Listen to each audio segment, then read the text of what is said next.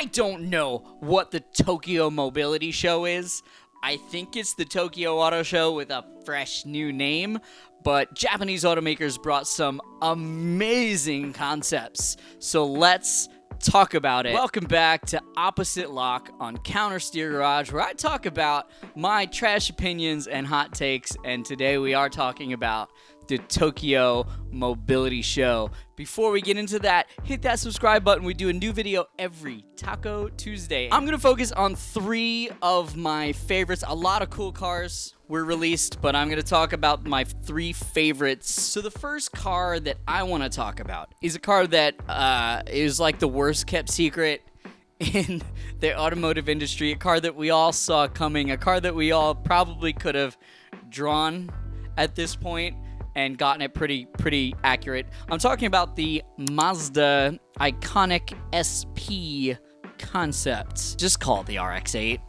I mean, just commit. Mazda's been teasing us with a rotary engine powered sports car for a long time, and over the last few years, the conversation has shifted more towards an electric car using a rotary engine as a generator / range extender. So I like it. I think it looks like a concept car from the 90s.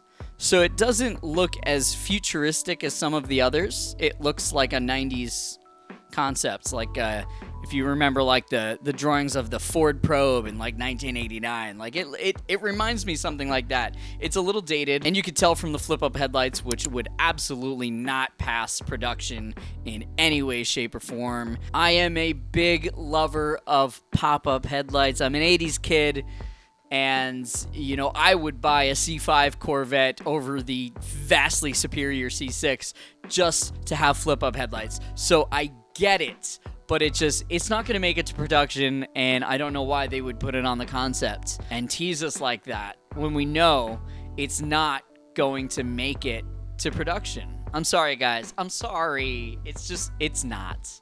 But it's a great car. It's a cool-looking car. It's tiny. There are photos of Mazda execs who are not tall guys standing next to this thing, and it's like hip high. So I think it's a very far-fetched concept at the moment. I think it's got a lot of massaging to do. I don't think if it hits showroom floors, I don't think it's going to look anything like that. But it is cool to see Mazda still toying with the idea of rotaries, even if it's a failed project, and they should just stop. As a former rotary owner times like 6, it's a great idea. It's an awful engine. Sorry guys. It is. Now the next car, the one that I'm probably the most excited about, is the Toyota FT-SE. Guys, the alphabet soup, guys. Can we give these cars names, please? And not just Corolla again. Can we give it like an actual name? The alphabet soup is driving me nuts. It sounds like one of Elon Musk's kids.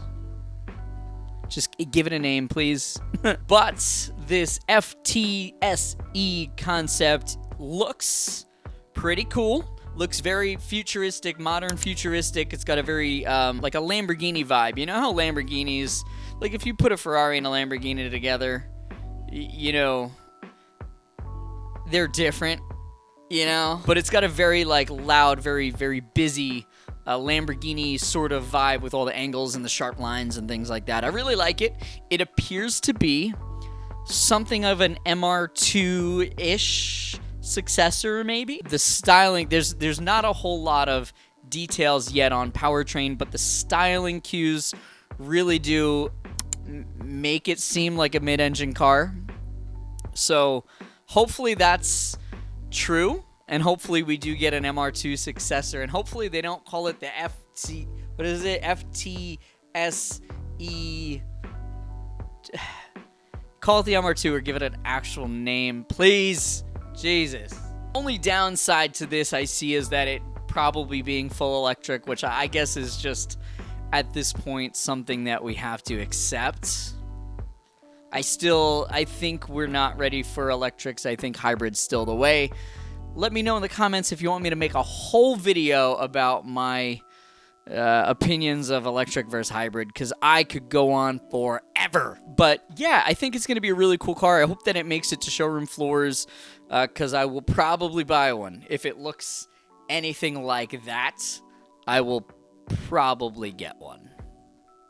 I saved the most controversial for last, I guess. The Honda Prelude. Holy shit. Where did this come from, Honda? It's increasingly hard to keep cars, concept cars, and future releases and things like that under wraps. Before the Integra was re-released, there was talk about it, I mean, really since 2005 in the RSX days. So the Integra was always teased, and it was always talked about, and it was always kind of, you know, the idea was thrown around. But the Prelude, I don't think any of us saw that coming. Honda, notoriously incapable of designing a pretty car, was clearly looking at Toyota's homework on this one. It's just a two-door Prius, dog. I mean, it's not even, it's the same nose. Honda, Toyota beat you to it. You gotta change it. I'm sure these cars were designed and drawn in parallel, you know, at the same time, but Toyota got it to the market first. The Prius already has that nose. You gotta change it. I'm sorry. It looks awesome. It's one of the first pretty cars Honda has made in decades, but you gotta change it. It's a Prius. So Honda doesn't call it an electric vehicle. They call it an electrified vehicle, which is cryptic, but also very telling. General consensus is that it's going to be a hybrid, not a full EV, which really kind of makes it more Prius-like. But yeah, I think it's a beautiful car. I love the two-door.